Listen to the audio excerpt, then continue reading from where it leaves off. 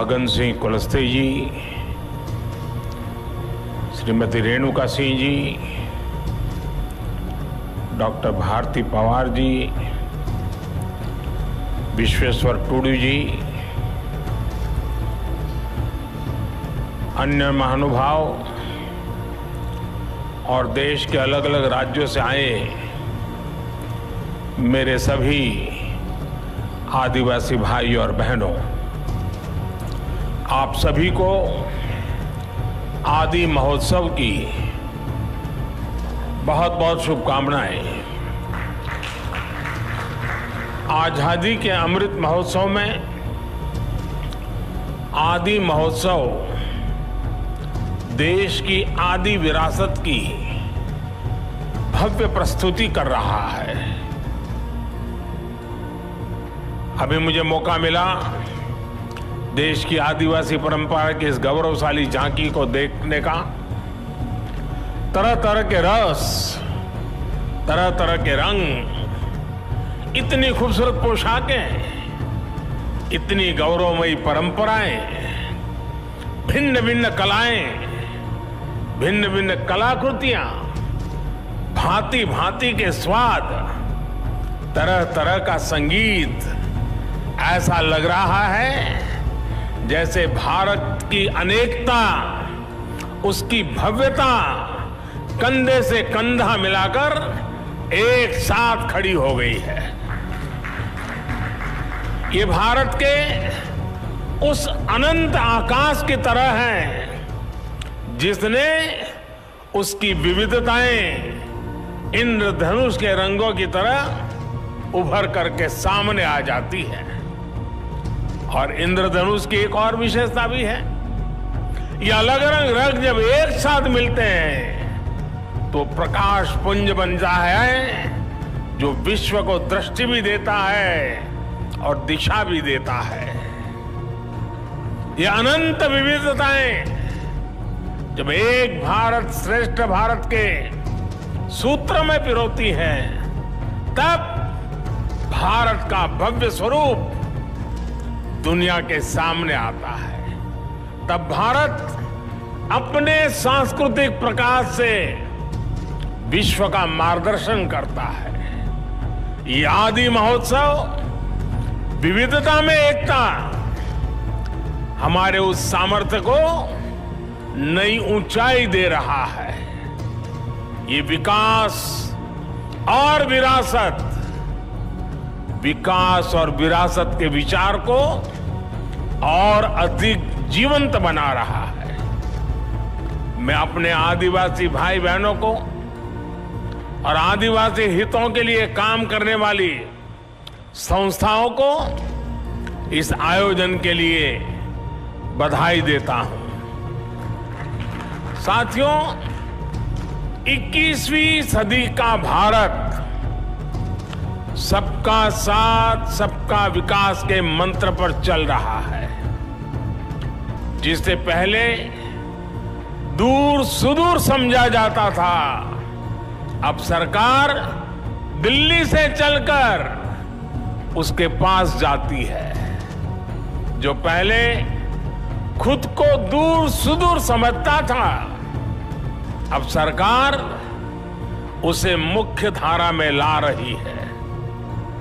बीते 8-9 वर्षों में आदिवासी समाज से जुड़े आदि महोत्सव जैसे कार्यक्रम देश के लिए एक अभियान बन गए हैं। कितने ही कार्यक्रमों का मैं खुद भी हिस्सा बनता हूं। ऐसा इसलिए क्योंकि आदिवासी समाज का हित मेरे लिए व्यक्तिगत रिश्तों और भावनाओं का विषय भी है। जब मैं राजनीतिक जीवन में नहीं था, एक सामाजिक कार्यकर्ता के रूप में, संगठन के कार्यकर्ता के रूप में काम करता था, तो मुझे अनेकों राज्यों में और उसमें भी हमारे जनजातीय समूह के बीच जाने का अवसर मिलता था। मैंने देश के कोने कोने में आदिवासी समाजों के साथ, आदिवासी परिवारों के साथ कितने ही सप्ताह बिताए हैं। मैंने आपकी परंपराओं को करीब से देखा भी है, उसे जिया भी है और इनसे बहुत कुछ सीखा भी है। गुजरात में भी उमरगाम से अंबाजी तक, गुजरात की पूरी पूर्वी पट्टी, उस आदिवासी पट्टे में जीवन के अत्यंत महत्वपूर्ण वर्ष मेरे आदिवासी भाई बहनों की सेवा में लगाने का मुझे सौभाग्य मिला था। आदिवासियों की जीवन शैली ने मुझे देश के बारे में, हमारी परंपराओं के बारे में, हमारी विरासत के बारे में बहुत कुछ सिखाया है। इसलिए जब मैं आपके बीच आता हूं तो एक अलग ही तरह का अपनत्व मुझे फील होता है। आपके बीच अपनों से जुड़ने का एहसास होता है। साथियों, आदिवासी समाज को लेकर आज देश जिस गौरव के साथ आगे बढ़ रहा है, वैसा पहले कभी नहीं हुआ है। मैं जब विदेशी राष्ट्राध्यक्षों से मिलता हूं और उन्हें उपहार देता हूं, तो मेरी कोशिश होती है कि उसमें कुछ न कुछ तो मेरे आदिवासी भाई बहनों द्वारा बनाए गए कुछ न कुछ उपहार होने चाहिए। आज भारत पूरी दुनिया के बड़े बड़े मंचों पर जाता है तो आदिवासी परंपरा को अपनी विरासत और गौरव के रूप में प्रस्तुत करता है। आज भारत विश्व को यह बताता है कि क्लाइमेट चेंज, ग्लोबल वार्मिंग, ऐसे जो ग्लोबल चैलेंजेस है ना, अगर उसका समाधान आपको चाहिए, आइए मेरे आदिवासी परंपराओं की जीवन शैली देख लीजिए, आपको रास्ता मिल जाएगा। आज जब सस्टेनेबल डेवलपमेंट की बात होती है तो हम गर्व से कह सकते हैं कि दुनिया को हमारे आदिवासी समाज से बहुत कुछ सीखने की जरूरत है। हम कैसे पेड़ों से, जंगलों से, नदियों से, पहाड़ों से हमारी पीढ़ियों का रिश्ता जोड़ सकते हैं। हम कैसे प्रकृति से संसाधन लेकर भी उसे संरक्षित करते हैं, उसका संवर्धन करते हैं। इसकी प्रेरणा हमारे आदिवासी भाई बहन हमें लगातार देते रहते हैं। और यही बात आज भारत पूरे विश्व को बता रहा है। साथियों, आज भारत के पारंपरिक और खासकर जनजातीय समाज द्वारा बनाए जाने वाले प्रोडक्ट्स की डिमांड लगातार बढ़ रही है। आज पूर्वोत्तर के प्रोडक्ट्स विदेशों तक में एक्सपोर्ट हो रहे हैं। आज बैम्बू से बने उत्पादों की लोकप्रियता में तेजी से वृद्धि हो रही है। आपको याद होगा, पहले की सरकार के समय बैम्बू को काटने और उसके इस्तेमाल पर कानूनी प्रतिबंध लगे हुए थे। हम बैम्बू को घास की कैटेगरी में ले आए और उस पर सारे जो प्रतिबंध लगे थे उसको हमने हटा दिया। इससे बैम्बू प्रोडक्ट्स अब एक बड़ी इंडस्ट्री का हिस्सा बन रहे हैं। ट्राइबल प्रोडक्ट्स ज्यादा से ज्यादा बाजार तक आए, इनकी पहचान बढ़े, इनकी डिमांड बढ़े। सरकार इस दिशा में लगातार काम कर रही है। वन धन मिशन का उदाहरण हमारे सामने है। देश के अलग अलग राज्यों में 3000 से ज्यादा वन धन विकास केंद्र स्थापित किए गए हैं। 2014 से पहले ऐसे बहुत कम लघु वन उत्पाद होते थे जो एमएसपी के दायरे में आते थे। अब ये संख्या बढ़कर 7 गुना हो गई है।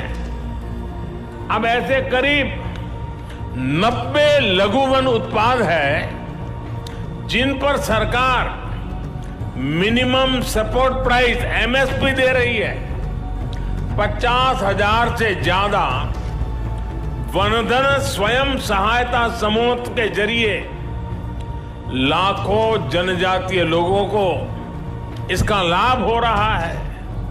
देश में जो स्वयं सहायता समूहों का एक बड़ा नेटवर्क तैयार हो रहा है, उसका भी फायदा आदिवासी समाज को हुआ है। 80 लाख से ज्यादा स्वयं सहायता समूह, सेल्फ हेल्प ग्रुप्स इस समय अलग अलग राज्यों में काम कर रहे हैं। इन समूहों में 1.25 करोड़ से ज्यादा ट्राइबल मेंबर्स हैं, उसमें भी हमारी माताएं बहनें हैं। इसका भी बड़ा लाभ आदिवासी महिलाओं को मिल रहा है। भाइयों और बहनों, आज सरकार का जोर जनजातीय आर्ट्स को प्रमोट करने, जनजातीय युवाओं के स्किल को बढ़ाने पर भी है।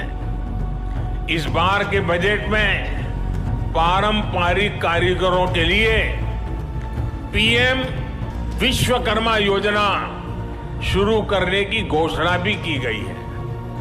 पीएम विश्वकर्मा के तहत आपको आर्थिक सहायता दी जाएगी, स्किल ट्रेनिंग दी जाएगी, अपने प्रोडक्ट की मार्केटिंग के लिए सपोर्ट किया जाएगा।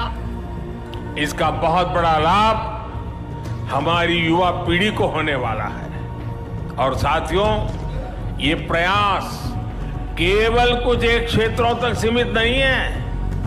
हमारे देश में सैकड़ों आदिवासी समुदाय हैं। उनकी कितनी ही परंपराएं और हुनर ऐसे हैं जिनमें असीम संभावनाएं छिपी है। इसलिए देश में नए जनजातीय शोध संस्थान भी खोले जा रहे हैं। इन प्रयासों से ट्राइबल युवाओं के लिए अपने ही क्षेत्रों में नए अवसर बन रहे हैं। साथियों, जब मैं 20 साल पहले गुजरात का मुख्यमंत्री बना था तो मैंने वहां एक बात नोट की थी। वहां आदिवासी बेल्ट में जो भी स्कूल थे, इतना बड़ा आदिवासी समुदाय था, लेकिन पिछली सरकारों को आदिवासी क्षेत्रों में साइंस स्ट्रीम की स्कूलें बनाने में प्राथमिकता नहीं थी। अब सोचिए, जब आदिवासी बच्चा साइंस ही नहीं पढ़ेगा तो डॉक्टर इंजीनियर कैसे बनता? इस चुनौती का समाधान हमने उस पूरे बेल्ट में आदिवासी क्षेत्र के स्कूलों में साइंस की पढ़ाई का इंतजाम करके किया। आदिवासी बच्चे देश के किसी भी कोने में हो, उनकी शिक्षा, उनका भविष्य, ये मेरी प्राथमिकता है। आज देश में एकलव्य मॉडल आदिवासी विद्यालयों की संख्या में 5 गुना की वृद्धि हुई है।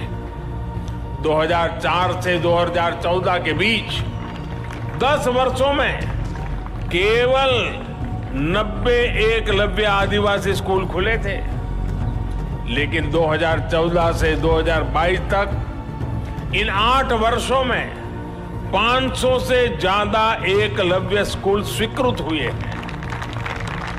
वर्तमान में इनमें 400 से ज्यादा स्कूलों में पढ़ाई शुरू भी हो चुकी है। 1 लाख से ज्यादा जनजातीय छात्र छात्राएं इन नए स्कूलों में पढ़ाई भी करने लगे हैं। इस साल के बजट में ऐसे स्कूलों में करीब 40,000 से भी ज्यादा शिक्षकों और कर्मचारियों को भर्ती की भी घोषणा की गई है। अनुसूचित जनजाति के युवाओं को मिलने वाली स्कॉलरशिप में भी 2 गुने से ज्यादा की बढ़ोतरी की गई है। इसका लाभ 30 लाख विद्यार्थियों को मिल रहा है। साथियों, आदिवासी युवाओं को भाषा की बाधा के कारण बहुत दिक्कत का सामना करना पड़ता था, लेकिन नई राष्ट्रीय शिक्षा नीति में मातृभाषा में पढ़ाई के विकल्प को भी खोल दिए गए हैं। अब हमारे आदिवासी बच्चे, आदिवासी युवा अपनी भाषा में पढ़ सकेंगे, आगे बढ़ सकेंगे। साथियों, देश जब आखिरी पायदान पर खड़े व्यक्ति को अपनी प्राथमिकता देता है तो प्रगति के रास्ते अपने आप खुल जाते हैं। हमारी सरकार वंचितों को वरीयता यही मंत्र को लेकर देश विकास के लिए नए आयाम छू रहा है। सरकार जिन आकांक्षी जिला, आकांक्षी ब्लॉक को विकसित करने का अभियान चला रही है, उसमें ज्यादातर आदिवासी बाहुल्य इलाके हैं। इस साल के बजट में अनुसूचित जनजातियों के लिए दिया जाने वाला बजट भी 2014 की तुलना में 5 गुना बढ़ा दिया गया है। आदिवासी क्षेत्रों में बेहतर आधुनिक इंफ्रास्ट्रक्चर बनाया जा रहा है। आधुनिक कनेक्टिविटी बढ़ने से पर्यटन और आय के अवसर भी बढ़ रहे हैं। देश के हजारों गांव जो कभी वामपंथी उग्रवाद से प्रभावित थे, उन्हें अब 4G कनेक्टिविटी से जोड़ा जा रहा है। यानी जो युवा अलग थलग होने के कारण अलगाववाद के जाल में फंस जाते थे, वो अब इंटरनेट और इंफ्रा के जरिए मुख्य धारा से कनेक्ट हो रहे हैं। ये सबका साथ, सबका विकास, सबका विश्वास और सबका प्रयास, इसकी वो मुख्य धारा है जो दूर सुदूर देश के हर नागरिक तक पहुंच रही है। ये आदि और आधुनिकता के संगम की वो आहट है जिस पर नए भारत की बुलंद इमारत खड़ी होगी।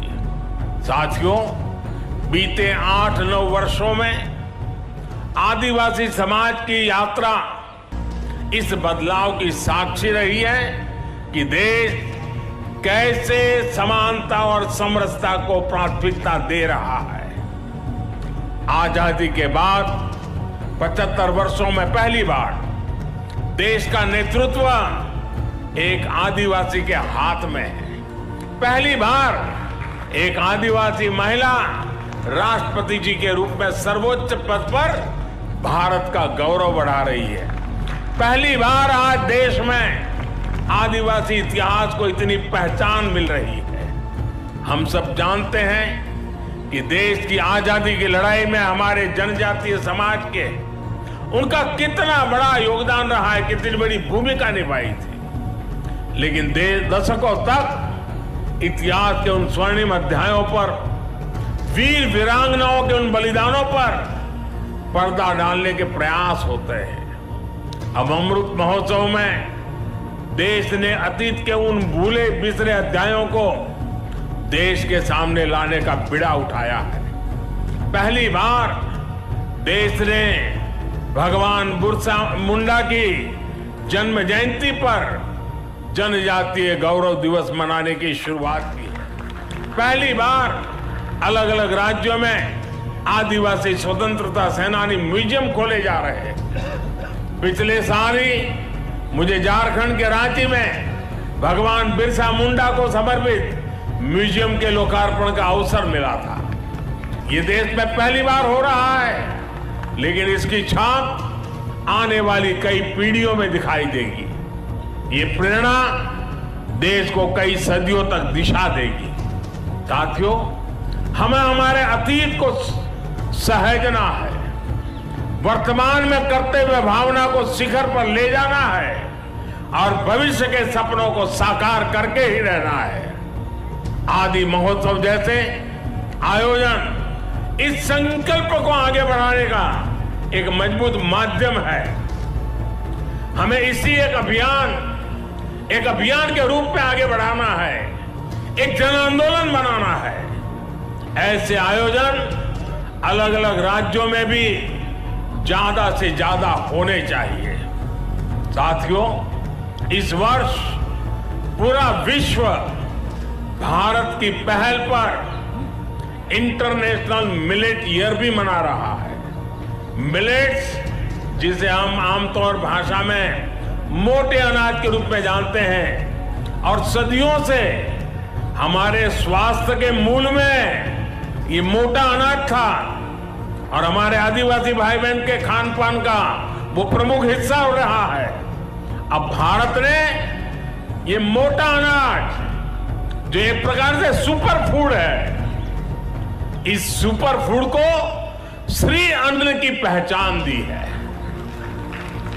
जैसे श्री अन्न बाजरा, श्री अन्न ज्वार, श्री अन्न रागी, ऐसे कितने ही नाम है। यहाँ के महोत्सव के फूड स्टॉल पर भी हमें श्री अन्न का स्वाद और सुगंध देखने को मिल रही है। हमें आदिवासी क्षेत्रों के श्री अन्न का भी ज्यादा से ज्यादा प्रचार प्रसार करना है। इसमें लोगों को स्वास्थ्य का लाभ तो होगा ही, आदिवासी किसानों की आय भी बढ़ेगी। मुझे भरोसा है अपने इन प्रयासों से हम साथ मिलकर विकसित भारत के सपने को साकार करेंगे। और जब मैं आज मंत्रालय ने दिल्ली में इतना बड़ा आयोजन किया है, देश भर के हमारे आदिवासी भाई बहन अनेक विविधतापूर्ण चीजें बना करके यहां लाए हैं। खास करके खेत में उत्पादन उत्तम चीजें यहां लेकर के आए हैं। मैं दिल्ली वासियों को, हरियाणा के नजदीक के गुरुग्राम वगैरह इलाके के लोगों को, उत्तर प्रदेश के नोएडा गाजियाबाद के लोगों को आज यहां से सार्वजनिक रूप से आग्रह करता हूं, जरा दिल्ली वासियों को विशेष आग्रह करता हूं कि आप बड़ी तादाद में आइए। आने वाले कुछ दिन ये मेला खुला रहने वाला है। आप देखिए, दूर सुदूर जंगलों में इस देश की कैसी कैसी ताकतें देश का भविष्य बना रही है। जो लोग हेल्थ कॉन्शियस है, जो डाइनिंग टेबल की हर चीज में बहुत ही सतर्क है, विशेष करके ऐसी माताओं बहनों से मेरा आग्रह है कि आप आइए। हमारे जंगलों की जो पैदावारें हैं वो शारीरिक पोषण के लिए कितनी समृद्ध है, आप देखिए, आपको लगेगा और भविष्य में आप लगातार वहीं से मंगवाएंगे। अब जैसे यहां हमारे नॉर्थ ईस्ट की हल्दी है, खास करके हमारे मेघालय से, उसके अंदर जो न्यूट्रिशनल वैल्यूज हैं, वैसी हल्दी शायद दुनिया में कहीं नहीं है। अब जब देखते हैं, पता चलता है, तो लगता है हाँ, अब हमारे किचन में यही हल्दी हम उपयोग करेंगे। और इसलिए मेरा विशेष आग्रह है, दिल्ली, हरियाणा और उत्तर प्रदेश के जो इलाके यहाँ पास में हैं, वो यहाँ आए। और मैं तो चाहूंगा दिल्ली दम दिखाएं कि मेरे आदिवासी भाई बहन जो चीजें लाके आए हैं, एक भी चीज उनको वापस ले जाने का मौका नहीं मिलना चाहिए। सारे के सारे यहां बिक्री हो जानी चाहिए। उनको एक नया उत्साह मिलेगा, हमें एक संतोष मिलेगा। आइए हम मिलकर के इस आदि महोत्सव को चिरस्मरणीय बना दें, यादगार बना दें, बहुत सफल बना करके रखें। आप सबको मेरी तरफ से बहुत बहुत शुभकामनाएं। बहुत बहुत